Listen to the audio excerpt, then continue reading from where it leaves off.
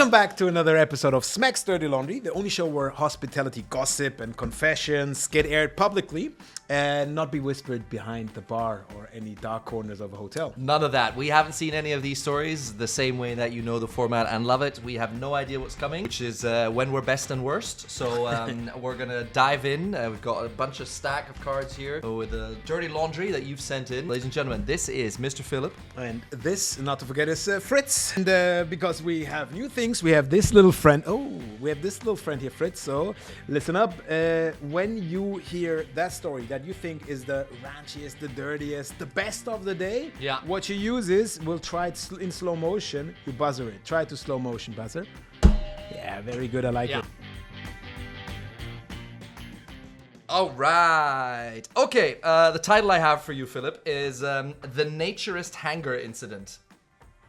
Good luck with that. The Naturist Hanger. I spent a summer working as a barmaid as a naturist campsite in France. Does naturist automatically mean nudist? Yeah, that's my question as well. Same thought. Yeah. Okay. Yes, everyone was naked. There we go. Yes, you genuinely get used to it. Do you though? And does staff have to be naked as well? Or very good question. You're only allowed. Uniform? What is the uniform? We sold. Oh, here we go. We sold merch. Caps, t-shirts, sweatshirts, because apparently even they needed a wardrobe sometimes. Fair enough. Yeah. One afternoon, I'm running the bar alone on the beach, juggling drinks and merch sales. Juggling is a funny word in that context. A guy orders a drinks and spots a sweatshirt he likes. I grab it from the back and bring it over, and then disaster. The hanger slips from my hands. The spiky metal end comes down like a missile directly towards his most sensitive and manly bits. Oh no. My first thought, I'm impaling a customer's family jewels with a hanger and it's only 4 p.m. in the afternoon. He's horrified, I'm horrified, it ends up just being a scratch. But it 100% unlocked a new fear in my catalog. Oh no. What do you say? I'm sorry for... Oops. Oops. I didn't know they had nudist campsites in France and like... I don't know. My French. I mean, what a story. Congratulations. I mean, I'm glad you got out of it alive and... I'm super speechless, to be honest, because I would not know. You say, oops, but are you coming with a tissue and say, shall I help you? How complicated must it be to not look? Like, you because you can't stare. To be honest, that's the problem. That's my problem. Like, you can't... I'm a starer. How do you not... I mean, I would look straight in that person's eyes without ever, and that's the one focus point you can have. Here's your drink. Yeah. Here's your drink. I mean, there's no other way to do it. I got one. It's called Holiday Mode. I was working at this hotel for a few years, and I'll always remember the receptionist who went off script. Uh-oh. That could be me. She started telling guests some rooms weren't available because, and I quote, "The keys are on holiday. The room needs some rest too." The keys are on holiday? Guests argued, but she stood firm. No key, no room. They were tired. That was reason enough. Management eventually had to let her go, but honestly, I'll never forget someone refusing a paying guest because a key needed rest. Wow. How do you... Why do I get this? How do you... You're the boss, because you do this for a living. So how do you approach some fantasy story of, I'm sorry, we can't give you the room tonight that you booked, because I'm guessing they booked. Oh, no. Hal, this is crazy. I don't know what to say. I think the story is so crazy that I would not know how to approach it, and I really would doubt the seriousity of that. And sometimes I think you just need to face the fact that maybe the job is not for that person, because... Okay, let's think further, just for a second. Maybe she knows what's in the room, but as well, if you know that the room is broken... Or there's a goat being cooked over the fire. Oh, one of those kind of things. So I really would love to see how you reacted on that one. So if the GM or the person in charge of this hotel listens to that... That's a conversation. Give us a good advice how to treat that situation. Huh? Yeah. Not the short film we expected every day. Love it. I was managing an event space people could rent for anything. Shoots, exhibitions, you name it. We all rent spaces that you could use for anything. That we do that. One day a friendly team member wanted to shoot a short film. Minimal setup, just the couches. Uh-oh. They'd bring props. Uh-oh. Easy money, so we agreed. Later that evening, I had to return to fix a lighting issue. Curtains were closed, so I knocked. I step inside, cameras rolling, couches covered, and 2 people in full action. I blinked 3 times. Yep, not the cute, artsy short film we expected. GM perspective here. I'm not super shocked. shocked. Can you say no to that? Right, well. you always. So here's the thing: you can always refuse a guest or an event. Yeah. There is no question about it. Yeah. The point is, if you firm with those kind of films, or if you know where you find them, just add in a random hotel company's name, because this is quite a common thing to film in hotels, and the reason for it being simple. The time before Airbnb is not always easy to rent a huge apartment for whatever you want to do. And I have to admit, whatever you rent a room and what you do with the room, as long as it's within the law. I have to say on this one, I'm not super happy of having a staff member stepping into something that he does not need it necessarily to see. Demonic punch. Okay. Oh, it's punch. At the hotel I worked at, big nights meant prepping 20 liters of punch. Is that the same word? Yeah. For guests to buy and take. 20 liters? What the hell? For guests to buy and take to after parties. That must be a good hotel. One night I was put in charge because most bartenders weren't around. I completely messed up the proportions and tripled the rum. I would like to be invited to your next home party. Same. The result, chaos. That evening felt demonic. Guests were insanely drunk, unstoppable, possessed. Possessed is wild. My co-workers were baffled, wondering what the hell was happening. Of course, I never admitted it. If anyone had known, I'd probably had been banned from touching spirits for life. And another kudos go to you. That is a very strong performance. I would fuck it up and cover it. Huh? I would do that. I would do that every single time I'm in charge of the punch. I would just absolutely. I would just fill it with rum until they cannot walk anymore. Next, the Wedding Cake Guardians. Sounds like a sequel from Star Wars. I was working at a wedding venue in Berlin. Prosecco was flowing from 11 a.m. onwards. So by noon, everyone was spiritually elevated. From 11 to 12, how much Prosecco did they? I mean, that's a lot of Prosecco in a short amount of time. There was one room marked staff only. Our tiny kitchen and home of the wedding cake. Cake cutting time arrives. I go to retrieve it. I open the door and find 8 fully grown drunk men in suits, cramped inside like they're hiding from the cops. They freeze. I freeze. What are you guys doing? After a long pause, one of them says with absolute sincerity, we're just checking on the cake. That's when I noticed a suspiciously snowy pile, of white powder on the counter behind them. I close the door. For the next hour, they emerge one by one to apologize like schoolboys sent to the principal's office. Hold on. Is the cake okay? I would assume the cake is fine. So that's the only thing that matters. For Everything me, else, yeah, okay. I mean, no, I'm not a fan of drugs in any sense. Yeah. I mean, this was not drugs; it was powder sugar. I know that for sure. But the point is, I really, as long as the cake is okay. And what do you do in a situation like this, right? I mean, it's their guests. It's their guests, right? I would inform the people who booked that thing. So if this is the best man or the best, how do you say you tell the organizer. I tell the organizer, say, look, this is what's happening. Yeah. You have to handle that. But again, the cake is what matters. And the cake is holy. Come on. Not only cake in general is holy. I love cake, but this is the wedding fucking cake. Imagine one of. I thought the story goes like 6 men cramped inside and they were just eating the cake because they're so drunk. I'm not sure what would have been worse, huh? Low-key. Low-key, imagine the bride comes in with the cake and the cake is like half eaten. So I would have turned it in a way and say, cover it with the powder sugar or something. The white powder goes into the cake. No. The sleepwalking linen monster. Wow. Oh, wow. Okay. 6:30 a.m. No coffee. Barely awake when a woman storms the desk. I can't find my husband. He's not in the room. All his clothes are still there. He sleepwalks. That's panic. I almost laughed, pictured some poor guest walking up to a naked stranger. Our cameras are in the back of the linen storage, so I take her with me. She insists I'm too tired to argue. Come on, you cannot take somebody to your cameras. That's no. That's not how it works. I flip on the lights and there he is, fully naked, draped majestically across our bundled up duvet cover. She wakes him up. He's confused, ashamed, and probably wondering why he was reborn in a pile of sheep. Is sleepwalking? Have you ever seen someone sleepwalk? Like actually sleepwalk? I haven't. No, I have. I haven't. I have. There is a thin line between drunken people and sleepwalkers. Yeah.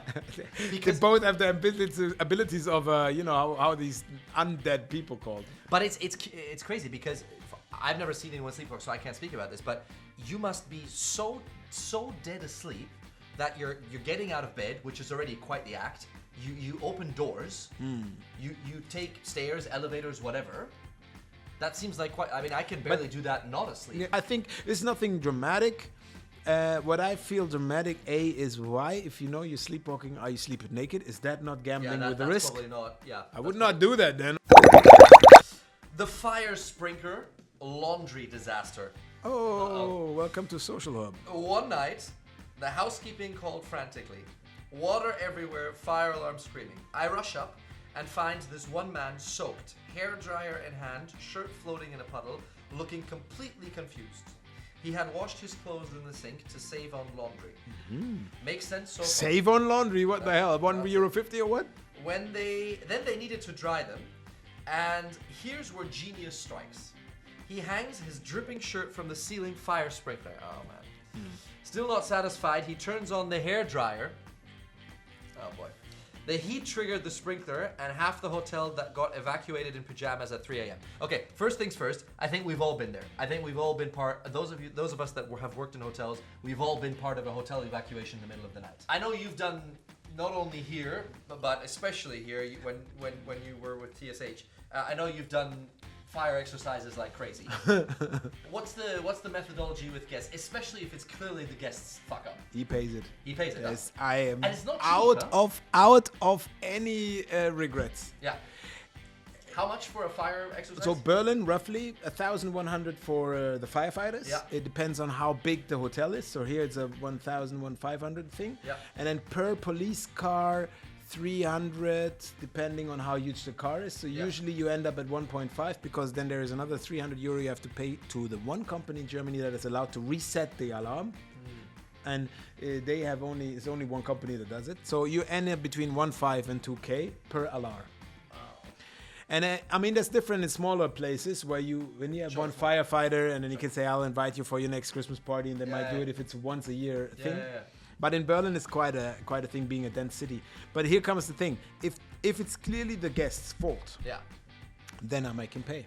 Yeah. Because I'm not. I mean, if you're unaware of the fire systems, you should never touch anything electronical, what is hidden on the roof in a hotel. Doesn't matter whether you think it's the fire alarm, the fire sprinkler, whatever it is, don't touch it. And if you do so, it's always a malfunction that can risk not only the property and the value of the property, but as well other people.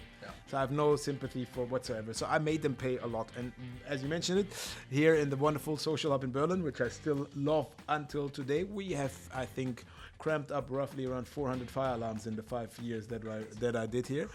400 fire alarms. This is what €1.50 go down and get a beer. Yeah. Death by hot chocolate. I hope it's not. That's impossible. I mean, there's no such thing as death by hot chocolate. It doesn't exist. Back in my student days, I worked at a cafe in Oxford, where the rule was simple: you could eat anything during your shift. Heaven. Their specialty: liquid chocolate, steamed milk, marshmallows. Perfect for a closing shift. Sounds very, very romantic. One evening I got greedy and made myself an extra large mug. Went back to work. I love it. I love you for that. Yeah. I hand one table their bill, wait patiently, and suddenly my body betrays me. Sweating, pale. Meanwhile, a sweet couple is debating who's paying. Card, cash. I am seconds away from meeting my ancestors, and they're debating interest rates. They pay. I slam the card machine and bolt to the bathroom. Didn't make it to the door. Projectile hot chocolate everywhere. My manager back then, who I hated, but still, comes running over and asks if I'm okay. I spin around ready to lie and say, totally fine. Round 2 all over his shoes. No. Multiple layers to this. A liquid chocolate with steamed milk and marshmallows. Mwah. Everything else goes downhill from there very quickly. Has that ever happened to you? Like members of staff throwing up on shift? Myself, members of staff, friends, in my car, outside of the car, in a club, in public, at my parents' house. I could not name it. At the club, behind the club, next to the club. I'm a good thrower. I have to say, and the point is, afterwards, I always feel better. So I understand why. That's the side. Yeah, that's why afterwards you think, not a problem. I mean, kudos to the manager for coming over, even though he's an asshole, and saying... Yeah, he's lucky that it's his shoes, not his face. The worst wedding in history. A couple walks in to book their wedding dinner 2 weeks earlier. Whoa, hold on, start again. A couple walks in what? To book their wedding dinner 2 weeks earlier. So probably 2 weeks prior to the wedding. Hold on, who books his fucking wedding thing 2 weeks days- prior? yeah, I know women, they want this 2 years earlier. It's to be very clear. spontaneous. No tour, no hesitation. Just we'll take it. Red flag number 1. They Agree. asked to confirm without a deposit. Red flag number 2. Wedding night. Groom acts like a discount royal, demanding changes to everything. Drinks too much, can't settle the bill. We let him sleep it off in the presidential suite. Super smart move. The morning comes and the groom is gone.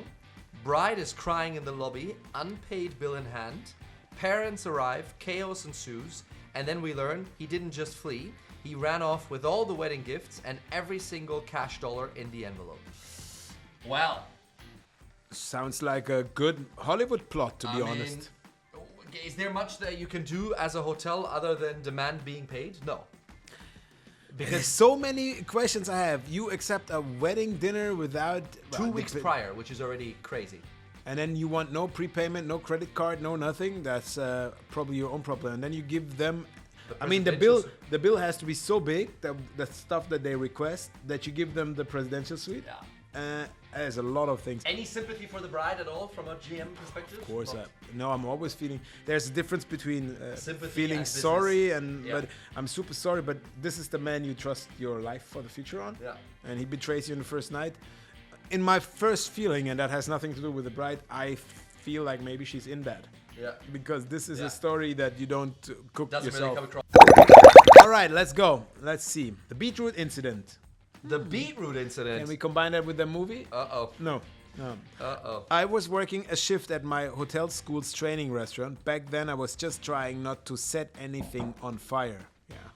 Shout out to my friend Philip Di Mineo, who has a restaurant in Stuttgart called That's Amore. If you're there, ask him about the fire in the kitchen, because What's the best dish in that restaurant? What's it's go-to? meat.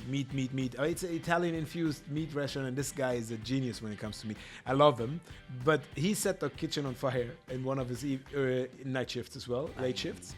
I mean, I will never forget that. So shout out, Phil. I know Yeah. you're watching. Yeah. My job for the day: chop beetroots and plate them for starters. Easy. Hours in, I suddenly realized my hands aren't just red from the beetroot. I'd actually cut myself and had unknowingly been garnished every plate with a light drizzle of my own blood. I didn't tell a soul, just prayed nobody tasted the extra seasoning. Oh. Love it. Whoever you are, I love you for that. That's exactly what I love. I mean, hygienically, This is my story.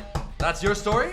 This is my story, I tell Man. I think anybody that's worked in the kitchen, that's kind of the regular. Did you ever work in the kitchen? you. Yeah, of course. In my trainings, I Yeah. worked in the kitchen. I can tell you a funny side story on that, because I once worked in a kitchen where we had another cucumber, kürbis. What is kürbis? Pumpkin. Pumpkin Yeah. soup on the menu, but we had no pumpkin soup, and we had no pumpkins. Yeah. So the head waiter comes in. Head waiter Holger Buchwald, who is now, I think he was in Russia before he came back to Germany. My chef was Mo, as well in Stuttgart, has another steak restaurant there. And he said, hey, I want a pumpkin soup. And I was like, oh, sorry, pumpkin soup is out. I was in the kitchen. And Mo just slapped me, said, no problem, we're going to do a pumpkin soup. I said, but bro, there is no pumpkins.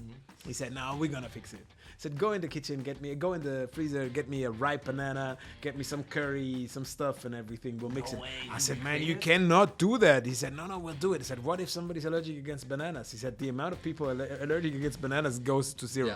I said, okay. So he mashed everything up, milk, cream, curry, salt, that's a pepper. true chef. That's a true He chef. sent the soup out, and I was like, man, we're losing our job. More, This is we're it. losing our job. This is my it's- career start. I'm a trainee, and you fucking my job up. He said, nah, nobody's gonna know. We're standing at the pass, and he's like a small guy, but very Yeah. bossy. So he's standing on the pass kitchen. The head waiter comes back with the empty plate, and he's like, and how was it? And the waiter looked at him and said, it's the best pumpkin soup he ever had. And that's another load of Yeah. Smack's dirty laundry. Oof. Freshly washed, slightly stained. Yeah, there was quite a bit in there, guys. Let us know in the comments below if you agree, disagree, if you're traumatized.